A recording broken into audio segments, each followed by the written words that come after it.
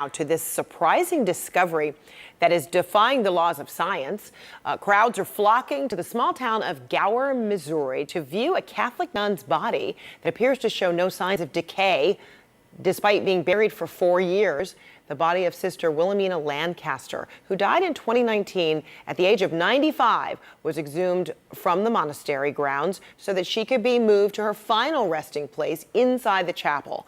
But when her coffin was unearthed, this is what they found. Lancaster's body was apparently incorrupt, which in Catholic tradition means the body did not decay. CNN affiliate KMBC reports people have traveled from across the country to see for themselves. Powerful experience, very powerful. It's one of the most rare events in the whole of the United States. Not that old, but I've never heard of that in my life. Well, let me bring in Kelsey Wicks. She is the executive director for the ACI Group and has written about this for the Catholic News Agency. Kelsey, good to see you. Thank you for having me. So walk us through exactly what this group of sisters found when they unearthed, the body. Well, it's really remarkable, Frederica. When I sat down with the abbess, she said, we began to exhume the body of our foundress to move her into the chapel. It's a longstanding custom in Catholic religious orders to have your founder or foundress in your chapel. And as they were exhuming her, there was a crack in the coffin. And so she took a flashlight, looked in, and she goes, "I think I saw a foot." And she said, "I couldn't have seen a foot." At this point in the game, there should be a great deal of decomposition. They were expecting to find skeletal remains. And instead, they found an intact body. So she said to her sisters, "I found a foot." And they all cheered, knowing, of course, what this potentially means in Catholic tradition. And so you actually went as well, right? You went to see for yourself. And you and a whole lot of people can see for themselves because she is out in the open. And what did you experience? I mean, it was remarkable, the level of detail. Even the branding of her sock was still visible. The veil of her habit was made of the same material as the interior lining of the coffin, and that had decayed while the veil had not. There was no smell of putrid or decay or anything of this. It was just simply looked as though she had been dead for a day. Wow. It was really remarkable. And so help people understand, in the terms of Catholicism, what is incorruptible? What does it mean? Does she seem to demonstrate everything that it embodies? There does need to be a thorough investigation to make sure that this is in a case of an incorrupt body. But what it essentially means is that there's a lack of natural process of decay, and that points to a theological reality, which is that at the end of this life, there is something more. And so people who demonstrate extraordinary levels of holiness within Catholicism often found to have these incorrupt bodies, which suggests that there's some level of closeness to the future resurrection that they might have. Is there anything more you can tell us about who Sister Wilhelmina Lancaster was?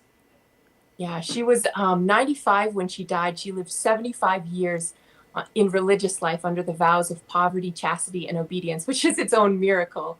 And at the age of 70, she founded this congregation of Benedictine sisters. They're known for their chart-topping Gregorian chant albums, but they've also now become known for the body of this woman in an unnatural state of decay and who is giving hope to Catholics and non-Catholics around the country that maybe God is active. Wow. So what comes next for Sister Wilhelmina? I mean, what will the process look like to determine if she, in fact, is an incorruptible? What does it take to ultimately be declared a saint? Well, first on the level of incorruptibility, it doesn't necessarily demonstrate the holiness of her life, although it could be a sign of it. So in order for her to be canonized, she'll have to go through a process that will begin after the 5th year of her death, that will go through all of her writings, her virtues, her life, to see if there's anything in there that is contradictory to the Christian way. And then after that, she'll need 2 miracles, one miracle for beatification and one miracle for canonization.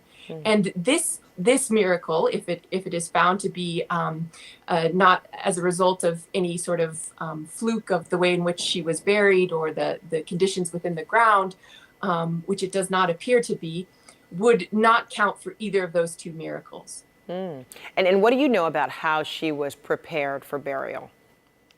So the abbess told me, and it's been confirmed by the person who signed her death certificate, that she was not embalmed and that she was laid in a simple coffin and without a concrete sarcophagus around it and placed into the ground. And CNA did a series of interviews with morticians around the country, and many of them expressed their shock at the fact that a body that was not embalmed would be at this point of lack of decay. It's rather remarkable according to those that study mortuary science. Wow, it is remarkable. That's why so many people are flocking there to see for themselves. And apparently, there is a process that the body will actually be, going through this week, right? I mean, there'll be, a rosary involving, her sisters. And what else do you know?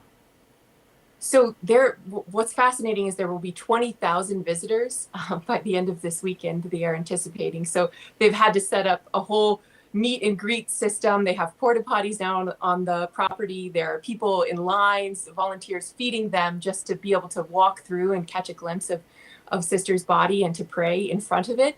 And on the 29th, the sisters will hold a rosary procession, and then they will formally move her body into a glass enclosed case and put her final remains inside the chapel with the sisters while they wait to build a shrine to St. Joseph where they